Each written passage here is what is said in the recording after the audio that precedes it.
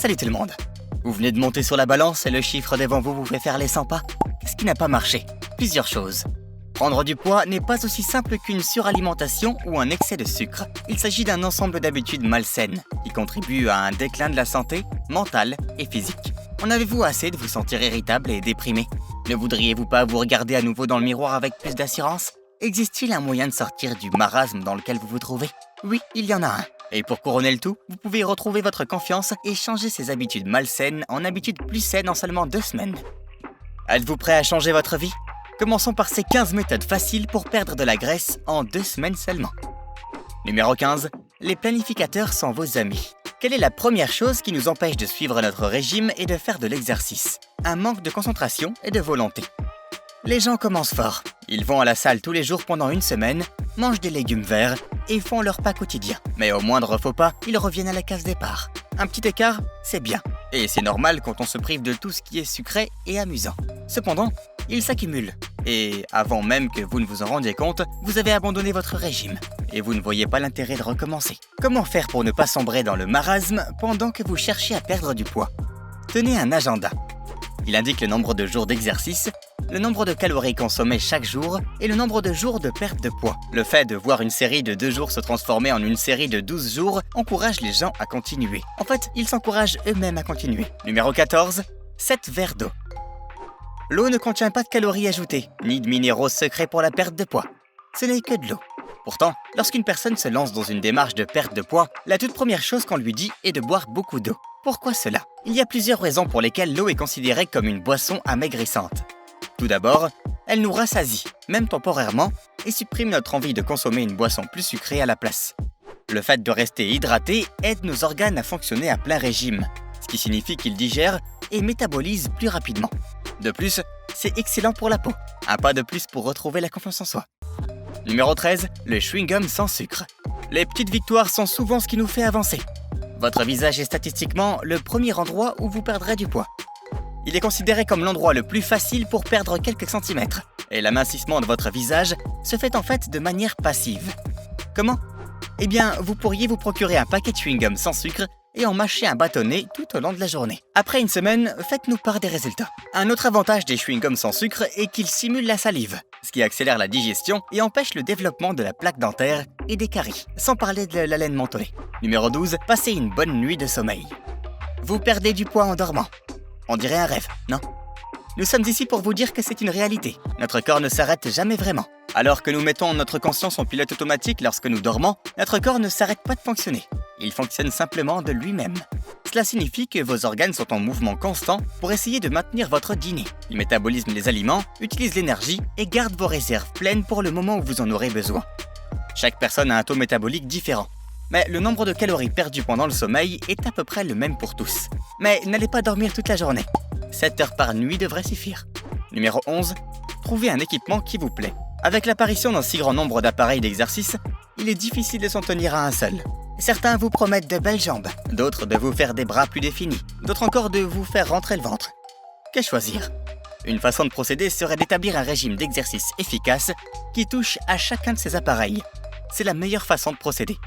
Cependant, en tant que débutant, vous risquez d'avoir du mal avec certaines de ces machines.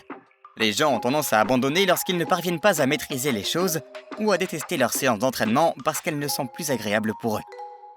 Une meilleure façon de procéder serait de trouver un appareil qui vous convient et de vous y tenir jusqu'à ce que vous soyez prêt à faire la transition. Chaque appareil vous fait transpirer de toute façon. Numéro 10. Plus de boissons gazeuses. Si l'on peut dire que le pain et le riz sont nutritifs, que la malbouffe de temps en temps permet de rester sain d'esprit, et que manquer une séance d'entraînement n'est pas si grave, personne ne peut dire que les boissons sucrées ne présentent aucun avantage. Ces boissons sont pleines de sucre, à tel point qu'elles contiennent plus de sucre que de liquide. Elles érodent votre émail, perturbent vos organes et contribuent à la prise de poids. Croyez-nous, rien de bon ne peut sortir de la consommation d'une boisson sucrée. Si l'eau n'est pas une alternative suffisante pour vous, restez-en au jus de fruits. Même si vous ne pouvez pas vous passer de sucre, les boissons aux fruits sont loin d'en contenir autant que les boissons gazeuses. Faites-nous confiance sur ce point. Les boissons sucrées sont mauvaises pour la santé. Numéro 9. Les entraînements côte à côte. Avez-vous déjà eu l'impression que l'entraînement qui semblait parfait pour vous ne vous convient pas? Il semblait génial en théorie, et d'autres personnes ont obtenu les résultats que vous souhaitiez. Mais vous n'arrivez pas à remarquer une différence chez vous. Il n'y a pas de problème avec l'entraînement, et il n'y a pas de problème avec vous. Les gens abordent les séances d'entraînement différemment. Par exemple, tout le monde ne sait pas faire des tractions, et tout le monde ne le fait pas de la même façon. La différence entre faire une traction de la bonne manière et la faire d'une manière absurde est ce qui empêche quelqu'un d'atteindre les résultats qu'il obtient. Les entraînements sont censés cibler des zones. Si vous ne les faites pas correctement, vous ne pourrez rien cibler. Comment aborder ce problème? Vous trouvez des vidéos en ligne où un entraîneur effectue l'entraînement à vos côtés.